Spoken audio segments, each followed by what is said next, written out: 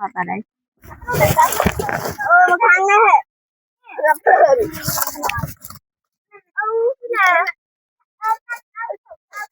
Một cái thôi nha. Xin anh cắt ăn một thằng. Ở đây này. Con nó không tự nỉ. Ôi, bay cái nam lên. Mà nami nào, nami cái này, nami cho tao cái này, cái này, cái này,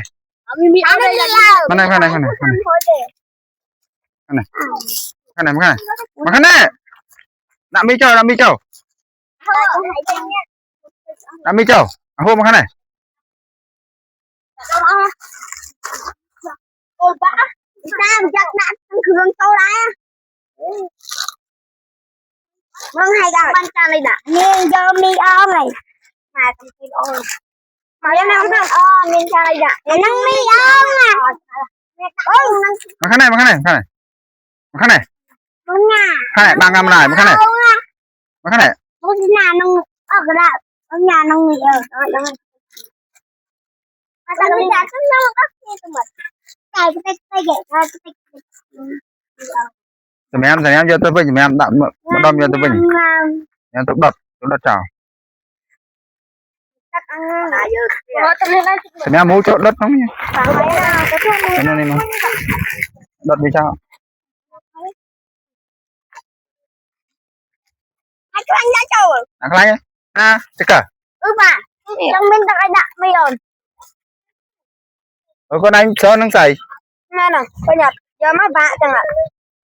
học bên đây sao đây tôi thấy tia các bạn mà sao đẹp trai nha giặt hal rồi dạ chấn bây giặt hal nào chả ấy nào chả ở đây chả nó ở đây chả nó bây giờ chả này đi ta nó chả say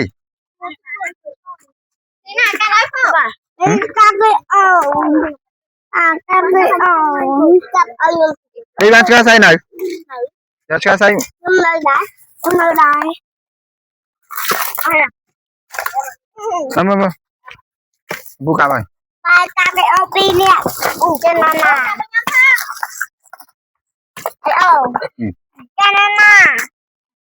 trên là nè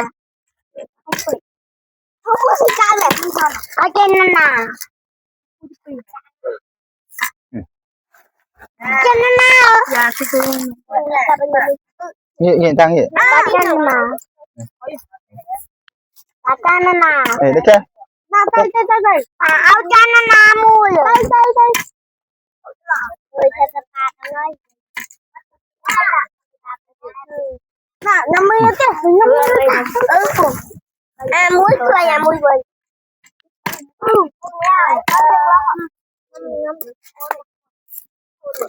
muốn vị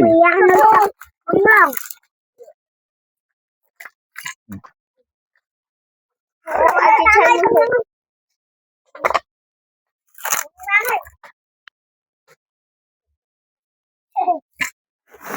nếu mà ăn phải ăn toàn bản nhâm hả nhâm đây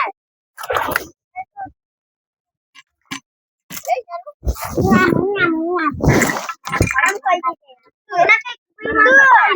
không hết con chưa không đâu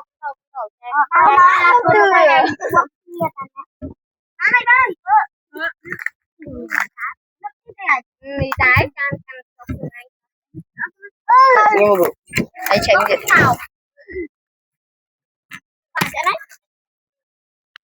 nhâm tất năng muốn ăn miên sang hồ không phải vậy không phải vậy này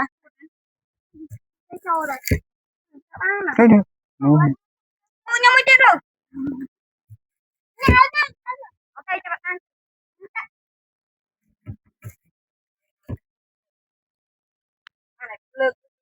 ăn măng tàu thấy Trời ơi đi chơi bên thời gian béo thích cà phê không có anh kia mà hơi cái bánh chưa mà đó là con không khoai với nào chơi anh ấy chân lên chân bả chân lớn mà Lực ai phụ. Nè, giờ chôm đây. Ôi chôm nè. giờ nó khai thỏa mà Chúng ta bây giờ ê lên mà giật chụp búp à đây này chúng ta chết chỉ ăn đó này giờ ôm này mà ôm này ôm này mới lụp tiết nó lấy mày mới lụp tí tiết đi này